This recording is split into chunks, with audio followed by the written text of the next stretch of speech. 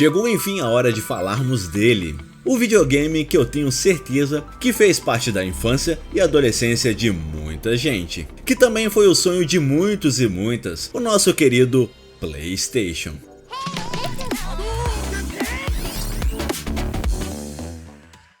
Lançado primeiramente no Japão em 1994 e em 1995 nos Estados Unidos e na Europa. O desenvolvimento do PlayStation começou após uma parceria fracassada com a Nintendo para o desenvolvimento de CD-ROM para o Super Nintendo no início dos anos 90, que acabou cancelando o acordo e fechando a parceria com a Philips, que também foi cancelado. Foi então que a Sony decidiu desenvolver o seu primeiro console.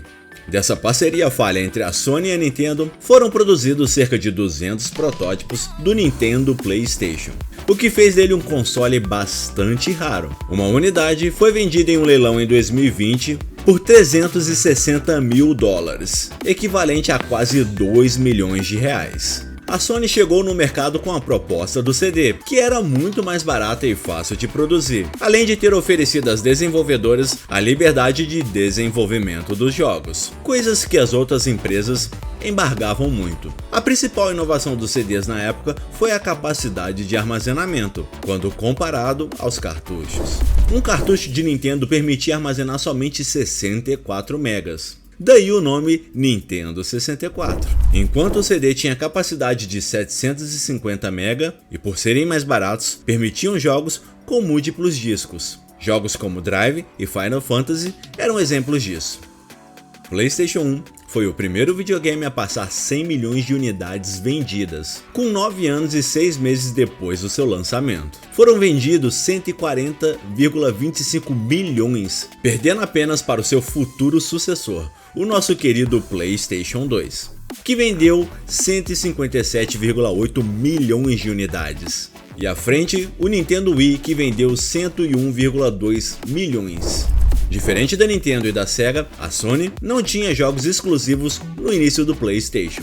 Mas a Sony tinha uma arma muito poderosa, que era o CD com uma capacidade de armazenamento maior, além também de fornecer aos estúdios liberdade criativa, como a gente já disse, o que deu a possibilidade dos estúdios criarem jogos com uma temática mais adulta. Diferente da Nintendo e da Sega, que filtravam bastante e filtram até hoje seus jogos. Mortal Kombat é um bom exemplo, já que na versão de Nintendo o sangue era verde, pois a Nintendo impedia que jogos lançados nos seus consoles tivessem sangue. A grande capacidade do PlayStation fez com que estúdios como a Square, Enix, que na época ainda eram separadas, Capcom e Konami se dedicassem quase que exclusivamente ao PlayStation, lançando os clássicos que a gente tem hoje em dia, como Resident Evil, Final Fantasy VII e Metal Gear Solid. A própria Sony passou a investir em games próprios, investindo em franquias como Crash Bandicoot, Siphon Filter, Spyro the Dragon e Gran Turismo, que levou o gênero de jogos de corrida em consoles para um novo patamar, e possui gráficos muito bonitos no PlayStation 2 até hoje, pelo menos na minha concepção. Os CDs trouxeram consigo um ponto negativo, pois só era possível ler dados e não salvar dados. Isso fez com que o uso de cartão de memória fosse crucial para salvar o seu progresso, o nosso conhecido Memory Card. Mas a Sony não foi a primeira a incorporar, sendo o Neo Geo da SNK o primeiro. Mas acredito que o PlayStation popularizou. O primeiro Memory Card possuía 1 MB de memória, dividido em 15 blocos. É até engraçado falar sobre esse tamanho comparado com o que a gente tem hoje, né?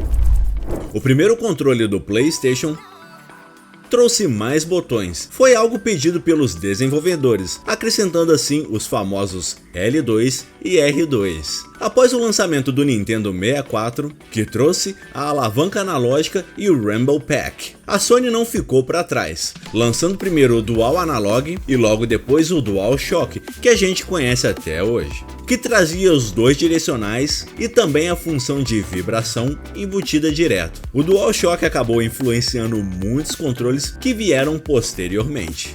Gran Turismo foi o jogo mais vendido do PlayStation 1, atingindo a marca de 10,95 milhões de unidades. Atrás dele ficou Final Fantasy VII com 9,72 milhões. Seguindo da sequência de Gran Turismo 2 com 9,49 milhões e Final Fantasy VIII com 7,86 milhões. E para fechar o top 5 está Crash Bandicoot 2, Cortex Strikes Back, com 7,58 milhões de unidades. Crash Bandicoot, que é bem conhecido no PS1, o primeiro game da franquia, aparece apenas na 8ª posição, com um total de 6,82 milhões de unidades vendidas. E se você gostaria de ver uma versão maior desse vídeo explicando mais ainda detalhadamente a história do PlayStation, deixa o seu like aqui e se inscreve no canal para me dar aquela força, aquela motivação.